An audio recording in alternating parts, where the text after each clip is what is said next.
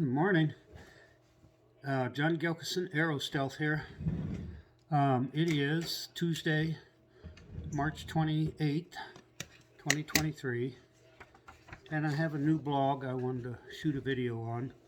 The title is Electric Vehicle Angst, and what prompted me to write this blog is the report from a Reuters survey on electric vehicle ownership that only 33% of Americans said that their next vehicle was going to be an electric vehicle. And I don't want to get into the details of that report because I don't think it's that relevant or important, because they went ahead to break it down on how many more Republicans say they wouldn't own an electric vehicle over Democrats and so forth. And the basic thing I think about that, the prospects of people who have never owned an electric vehicle buying one, are that people don't know what they don't know until they know it. So if you've never owned an electric vehicle before, you have no idea of how much better they are as a vehicle, how much better they perform, how much cheaper they are to operate, and they're just a quantum change in the vehicle technology. So I didn't want to get into that so much as I wanted to get into the history of how we came to own an electric vehicle, and it was an evolution. In 2016, we only owned one vehicle, and that was a Ford F-150, and it was for towing a fifth wheel trailer we have, and we had decided that we only needed one vehicle, and while technically we were correct, you got to think about this. We lived over 20 miles from town, and we're putting up to 1,500 miles a month on a vehicle. So, and the truck's capable routinely of 18 miles per gallon. So, I'm buying 83 gallons of fuel a month. It's got a 36-gallon gas tank, so you got to fill it up a couple times. That can be expensive. Even at $3 a gallon, that's $240 a month. At $4 a gallon, that's over $300 a month. And the cost per year is just astronomical. So we were looking around for a vehicle. At that time, our mindset, we viewed the world through fossil fuel lens. It's like we were wearing fossil fuel glasses. So in the year 2016, other than Teslas, it was car models that would have over 300 miles of range were rare, and Teslas were very expensive. I don't think the Model 3 was out yet then, and even that's too expensive for us. One of the vehicles we did look at was a Nissan Leaf, which I'm glad we never bought, but it only had a little over 110 miles of range maybe. And what happened there is we test drove one, but for some reason I don't think the salesman at the Nissan dealership in El Paso, Texas really wanted to sell us one. At least he didn't act like it. And so we had test driven a Ford C-Max at Casa Ford down in El Paso, Texas. And we never even got a chance to test drive a C-Max using the electric drive, because the day we test drove it, they didn't have it charged up. And that's pretty typical of dealers, at least at that time it was. We also test drove a Chevrolet Bolt, but it had such low ground clearance in the front that we scraped the front valence twice just getting in and out of the dealership parking lot. And so that kind of put me off on that vehicle because we have a quarter-mile dirt driveway, which can get kind of rough occasionally. So we need a little ground clearance. And anyway, the long story short, we ended up buying a Ford C-Max because we went down to the Casa Ford dealership on a lark on that day when we were wanting to buy. We had some money, and they had one on the lot, and it had been there a year and a half, and they had marked it down 30% because they wanted to get it off the lot. So needless to say, we jumped on that deal. And the Ford C-Max only had 20 miles of electric only range. But we were very surprised, excuse me, to find out that even 20 miles of range was half of our driving. And the car really did reduce our gasoline consumption.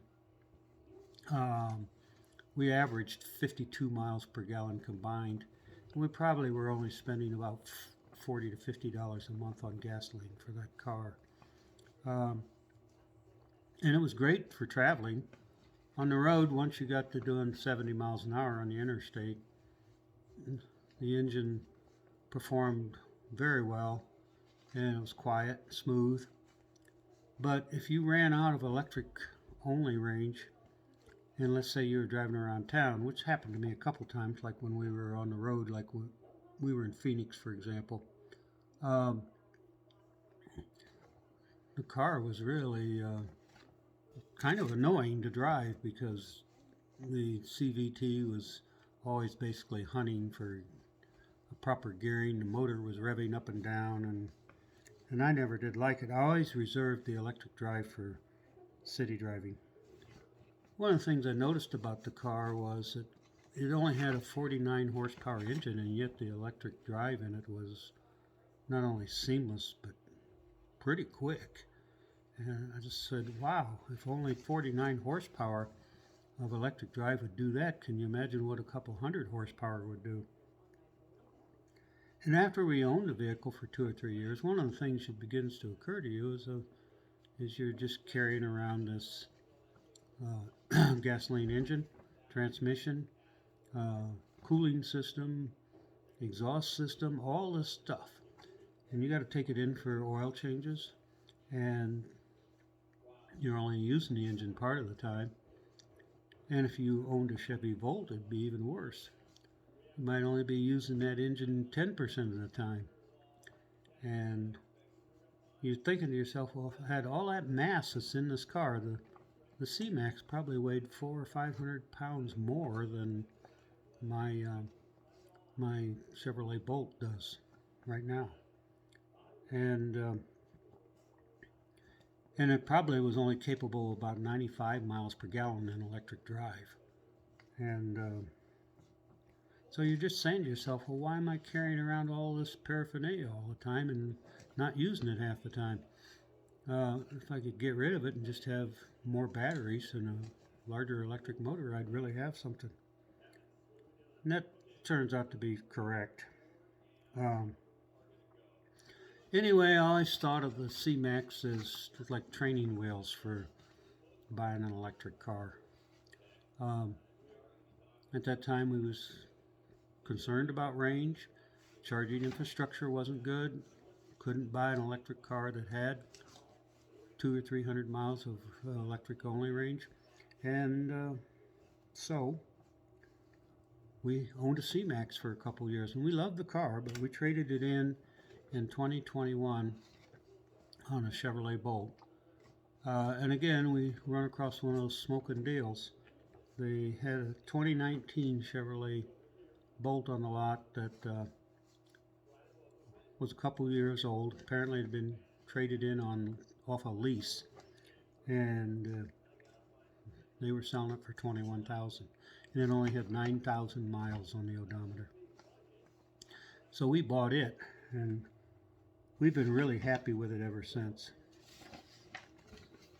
Then in December of this last year, we finally got on an El Paso Electric off-peak rate, which has now lowered our costs for electricity down to about $20 a month. We're paying effectively $1.75 a gallon. So for a car that's routinely getting over between 120 and 130 miles per gallon equivalent.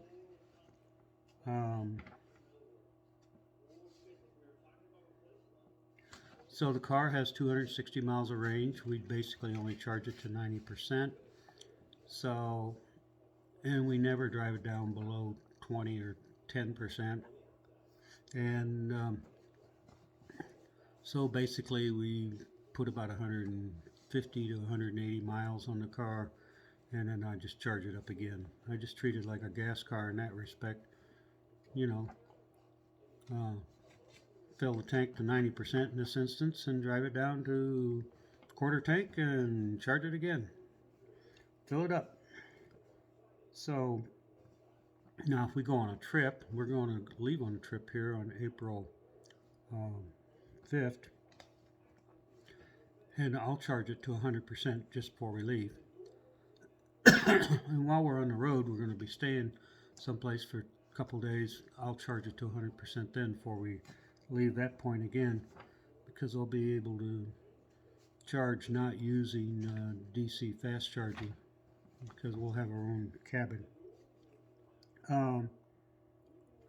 Now I may use the DC fast charging to get it up to 80% before I take it back to the cabin and charge it the rest of the way, because I'll be slow charging. So there you have it. And I've said many times before, and I'll say it again, I think an ideal electric car would at least have 300 miles of range, would have at least 150 kilowatts of DC fast charging capability.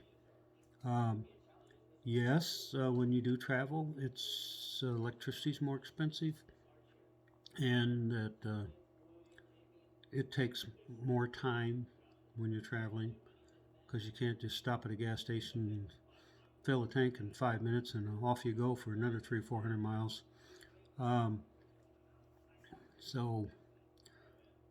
But we're actually spending more time on the road to get to our destination and staying an extra day in a motel going each way, just to we're going to do 350, 400 miles a day, but it's going to take longer than it would in a gas car. But I think it's completely worth this mild inconvenience of slowing yourself down a little bit. Excuse me, I'm going to open this pop. I need a sip. So there you have it. I think if you took this survey 5 years ago, only 10% of the people would say their next vehicle is going to be an electric car.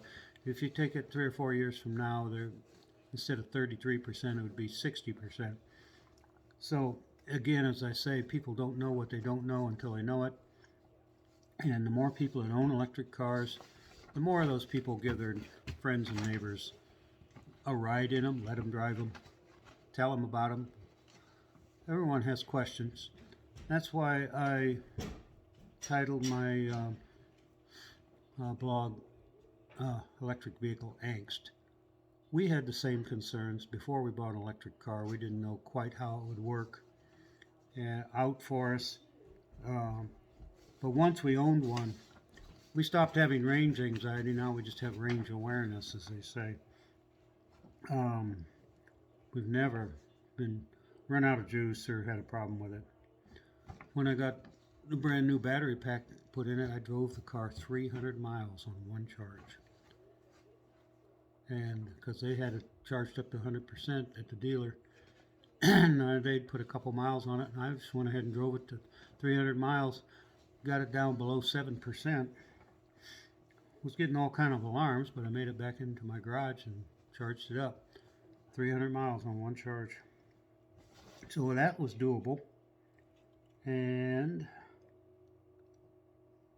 I ended the blog by just saying, if you're in the market now to buy a car, don't buy a gas car. they're going to be a bad investment. You probably get a loan for one. There's plenty of them out there on the dealer lots, I presume.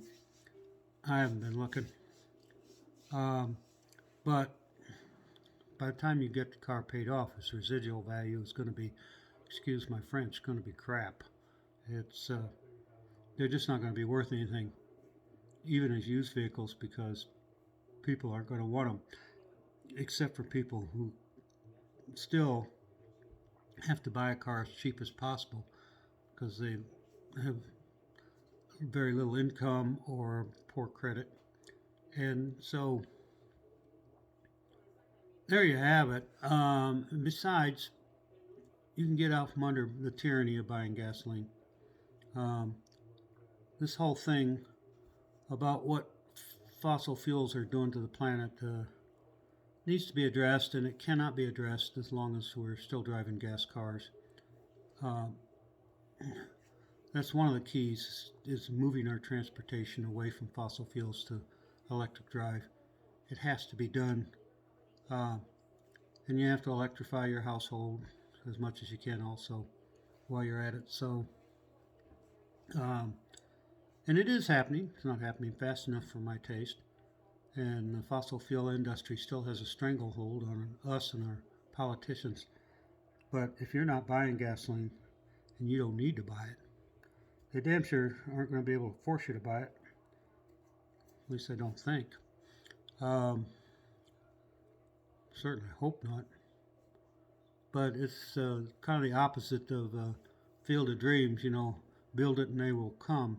Let the fossil fuel industry continue to build out this infrastructure. Don't come. Don't show up and buy their product. And they will go away. They'll go away the same way the horse and buggy manufacturers went. They'll be in the same place that telephone operators are now. Telephone operator heaven, I guess. Anyway, so there you have it.